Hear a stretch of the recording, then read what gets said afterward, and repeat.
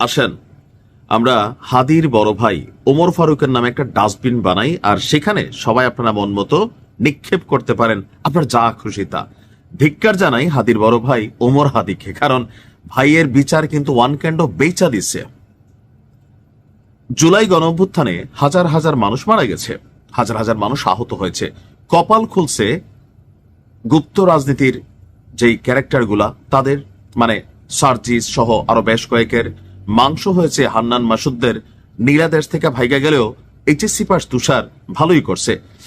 নির্বাচন 5 আগস্টের পরবর্তী সময়ে সার্জিসদের একটা বক্তব্য, হান্নান মাসুদদের বক্তব্য যে পকেটে নাকি লাড়া দিলে 200-500 পাওয়া যাবে না। গত 17 মাসে ব্যাংকে লক্ষ লক্ষ টাকা আসছে, আর বাংলাদেশের বাস্তবতা বলে হলফনামায় যা থাকে তার 10 গুণ তার সম্পদ কামাই ফেলছে। লাভ হয়েছে কি দেশের?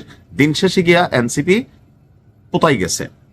অপরদিকে হাদির বিষয়ে যখন আপনি বিচার যাচ্ছেন, রাস্তায় কান্নাকাটি করতেছেন, পলিটিক্যাল স্ট্যান্ড বাজিও কেউ কেউ করতেছেন, হাদির পরিবার যেই সুবিধাটা নিয়ে নিল সরকার থেকে, এই সুবিধার মধ্যে কিছু শর্ত আছে। তো আমি কোথায় বলছি ডাস্টবিন বানাইতে?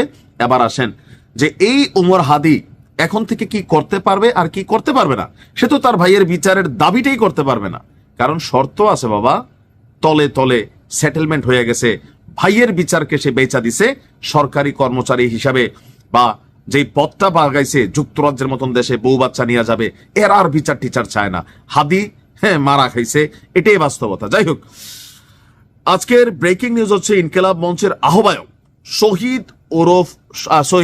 শহীদ হাদির ভাই ওমর বিন হাদিকে যুক্তরাজ্যের বার্মিংহামে অবস্থিত বাংলাদেশ সহকারী হাই কমিশনে 2য় সচিব পদে চুক্তিভিত্তিক নিয়োগ দিয়েছে অন্তর্বর্তী সরকার 3 বছরের জন্য।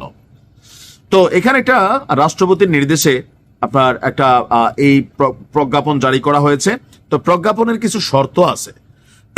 ওমর বিন হাদিকে যোগদানের তারিখ থেকে 3 বছর মেয়াদে এই পদ দেওয়া হয়েছে।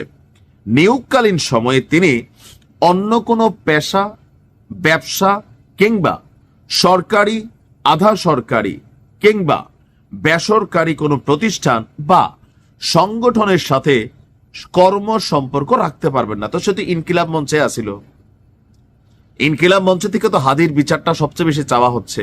তো তার যে শর্তগুলা দিছে, আপনি এরপরে আর বলবেন যে আপনি হাদির বিচার চান?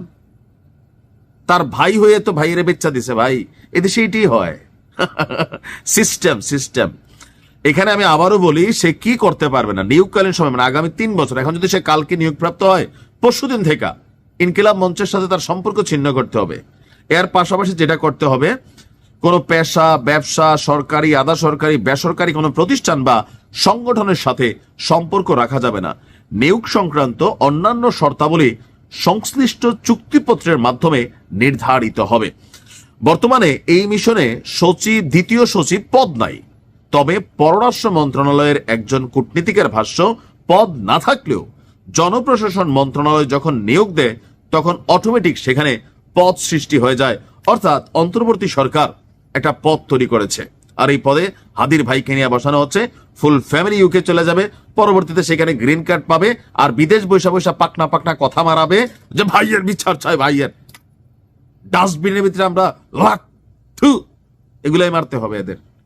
সব জোচ্চুর সবগুলো। আপনি একটার দেখছেন কিসের জুলাই, কিসের এদের ফিলিংস, সবগুলা টাকা টোকা মাইরা খাইয়া যারা অরিজিনালি আহত হয়েছে। দেখেন এক একজন এমপি টিকিট লইয়া দৌড়াদৌড়ি, এদের পরিবারে কেউ আহত হয়েছে, গুলি খাইছে একটা। ডিবি হারুন তো রিমান্ডে নেয় না, এক একটার চান কপাল লাগাই দিছে, কোটি কোটি টাকার মালিক বানাই দিছে, সুপ্রিম পাওয়ারে বসাই দিছে। এরা চায় জুলাইয়ের বিচার রাজনৈতিক বক্তব্য গলাবাজি ছাড়া। হাদির ভাইয়ের এই সিদ্ধান্ত কি মনে হয়েছে আপনার কাছে? সবগুলা ধরেন ধান্দায় হাঁটে, সেম। তবে আমরা হাদি হত্যার বিচার চাই। যারাই করছে, যেই করছে, এটার বিচার হওয়া উচিত। আজকে হাদি, কালকে আপনিও কোনো ইস্যুতে পড়তে পারেন, আপনার ফ্যামিলি এরকম সেটেল হয়ে যেতে পারে, চাকরি বাকরি, পদ পদবি। ভাইয়া ভাই, নিজের জীবনটা গুরুত্বপূর্ণ, যেটা বোঝা যাচ্ছে। আপনি মইরা গেলে সব শেষ। ভালো থাকুন। যাওয়ার আগে একটা কথা বলে যে যদি এরকম একটা চাকরি দিত, এটা দেওয়া দরকার ছিল হাদির বউটারে, ছোট বাচ্চারা নিয়ে ভালো একটা চাকরি দিত। যাই হোক, মেয়েটা কড়া খায়া পড়া বাঁচত। হাদির ভাই থেকে হাদির বউয়ের চাকরিটা জরুরি ছিল। ভালো থাকুন।